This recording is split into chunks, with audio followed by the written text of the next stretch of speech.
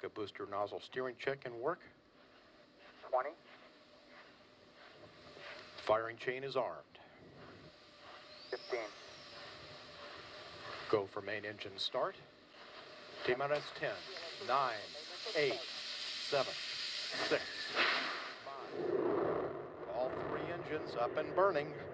2, 1, 0, and liftoff. The final liftoff of Atlantis on the shoulders of the space shuttle. America will continue the dream. Program, Houston. Roger, roll, Atlantis. Houston now controlling the flight of Atlantis. The space shuttle spreads its wings. Final time for the start of a sentimental journey into history. 24 seconds into the flight. Roll program complete. Atlantis now heads down, wings level on the proper alignment for its 8.5-minute ride to orbit. 4.5 million pounds of hardware and humans taking aim on the International Space Station. 40 seconds into the flight. The three liquid fuel main engines throttling back to 72% of rated performance in the bucket, reducing stress on the shuttle as it goes transonic for the final time. Engines now revving up, standing by for the throttle up call.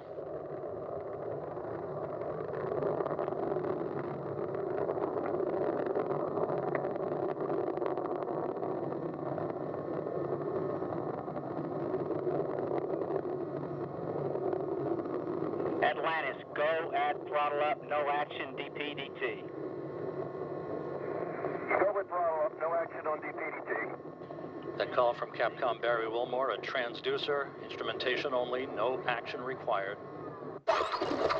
Hello everyone, welcome to Global Government News. Today is Saturday, July 9th, 2011, and I'm Darko. This is my website, www.ggnonline.com, ggnonline.com. I have a poll up here. There's 22 hours left to vote. If you haven't voted yet, it's how do you think the situation in Libya will end? Gaddafi will remain the leader, and Libya will remain a sovereign nation. So far, 39% of the people said yes to that. Gaddafi will either step down or be assassinated, and Libya will lose its sovereignty. So far, a majority of 48% agree with that, and then we have 4% saying neither, and 7% saying not sure. You can go down to the bottom of my website or blog here and click on this button. You can follow me through network blogs and follow me on Facebook. Otherwise, DDarko2012 is my YouTube channel. Okay, I'm going to do something new first, and I'm going here to a bandwidth check here just to kind of see if this really does happen while making my videos. In the beginning, usually my speed of my computer, really my internet is faster, so let's go ahead and test it. It's usually the most I've ever had on, at this location was 4 megabytes per second, and I reset the modem you know, for the first time in a little while, so maybe I'll clear some cookies. So we have 2.76 megabytes. It's actually not bad, and I'll do a check at the end and just to see if it's the same. Hopefully it will be, right? And there were some people that were having problems with playing YouTube videos. I don't know if you're still having problems, but basically, if you go up here, you know, you can't see it right now, but usually where you type your address, the HTTP ://, if you put an S after the P, so HTTPS, it'll help fix that problem. I think it's temporary, and I just happened to come across it doing a Scroogle search, so hopefully that helps you at least play the videos. I don't know the reason. Someone knows why you have to do that or why it fixes it, or why there was a problem. Just write in the comment board, because I'm actually kind of curious as to what's causing it or what caused it. We start with the economy here. Dollar rallies on mixed job data, European debt concerns. The dollar rose this week as U.S. job data came in mixed, and European debt problems are still undermining investors' confidence. Next up, Treasuries gain as jobs data, European debt turmoil spurred demand for safety. Treasuries climbed, pushing 5-year note yield to the biggest weekly loss in more than a year as investors sought safety amid European sovereign debt turmoil and data showing the lowest U.S. job gains in 9 months. One of these articles, it was quoted saying they're shocked. Oh, they're shocked that unemployment is still a problem. As you know, just a year or two ago, they were saying, oh, it's going to be a jobless recovery. I think some people would beg to differ with them. Aussie dollar at a fresh high against the pound. The Australian dollar has hit a fresh 26-year high against the sterling, but closed only marginally higher against the U.S. dollar. Then we move on to commodities, which have been scaling back up again, and they're still higher than basically what they were a year ago. And moving down here, we have Brent crude at 118, and it was down just a tad, but gas oils futures were up. Natural gas futures were up as well. And moving down here to agriculture, looking at it, mostly commodities were up except for cocoa, which were down, and also coffee, corn up $21.50. Moving down to metals, we have copper at $441.20, down $3, which is somewhat significant. And we have gold, $1,541.60. It was up $11, and not much change in silver, but it's at $36.54. Okay, oil drops on weak U.S. job data. Says global crude prices have plummeted as weak employment data from the United States hinted at a slower recovery in the world's leading oil consumer. All right, next up, fuel sales fall by 1 billion liters, which is 637 million pounds, hole in the Treasury's tank. The Treasury is facing 637 million deficit after fuel sales dropped by 1 billion liters this year, says the AA revealed. It says here the service stations in the UK sold 835 million fewer liters of petrol and 247 million fewer liters of diesel in January to March 2011 compared to the same period 3 years earlier. Next up, this is a big story. There's a video here. You can come check it out. British Gas raises prices by 18%. British Gas customers will pay an extra £200 a year after the energy giant became the latest to raise its energy prices. Says here it means that the average household bill for the dual fuel British Gas customer will now go up from £1,096 to £1,288, an increase of £192 or 17.5%. Pressure grows for green tax to be axed to ease burden of soaring fuel bills. Says ministers were under pressure last night to ease the burden of hidden green charges on soaring fuel bills. According to the energy regulator, the UK's climate change policies add £100 or nearly 10% to a typical household fuel bill, and that is the whole damn point of it. Street lights are switched off, and of course with austerity, as they keep the wars going, street lights are switched off in half of Britain as town halls try to cut energy bills. At least half of the country's councils across the UK are plunging tens of thousands of streets into darkness to save money.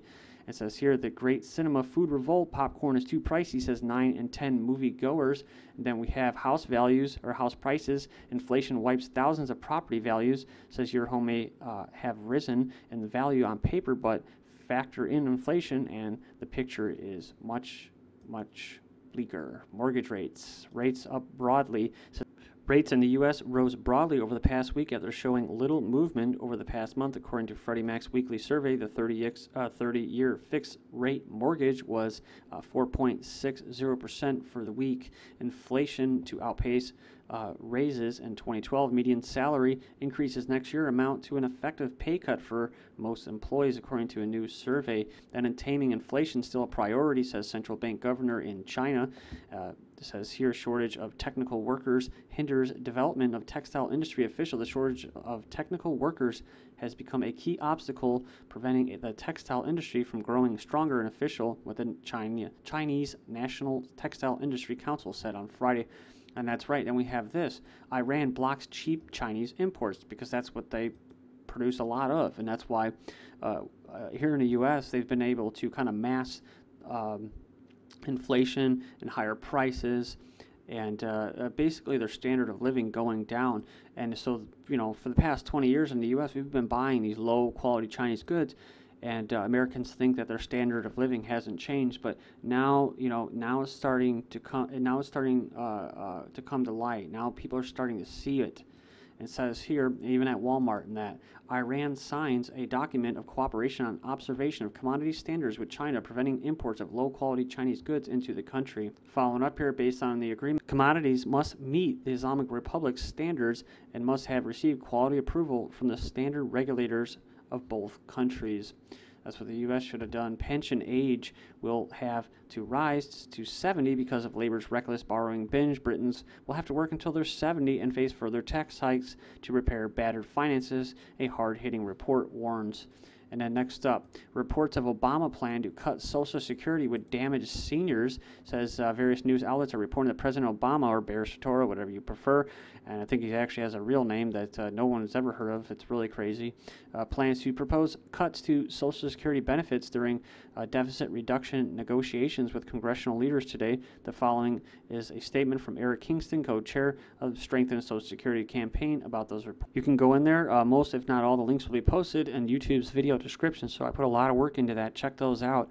I usually go through the headlines and a brief kind of overview here. So rents rise, vacancies go down. A lot of rent news lately. Apartment landlords are enjoying the rising rents and falling vacancies. The average effective rent, the amount paid after discounting, was $997, sorry, and the second quarter of this year up from $974 a year earlier, according to reports scheduled for release Thursday by Rise Incorporated, which tracks leasing data for 82 markets. Then employment, real unemployment, rises to 16.2% in June. 25 million people, says the real unemployment rose to 16% in June. The Bureau of Labor Statistics reported on Friday, marking a return to levels not seen since January of 2011.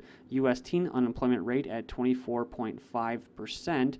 And then U.S. unemployment at highest levels since 2011. Just covered that. Unemployment rate steady at 7.4% in Canada. 28,000 jobs created, but more job seekers join the market. Record 1 in 6 Americans now on food stamps as depression escalates. Then go in there and check this out. There's a lot of good information right now. The U.S. government says that 14 million Americans are unemployed. There are fewer payroll jobs in the U.S. today than there was back in 2000. The number of Americans that are not in the labor force is at least an all-time high. The U.S. has never had an unemployment downturn this deep and this prolonged since World War II ended, and there are officially 6.3 million Americans that have unemployed for more than 6 months.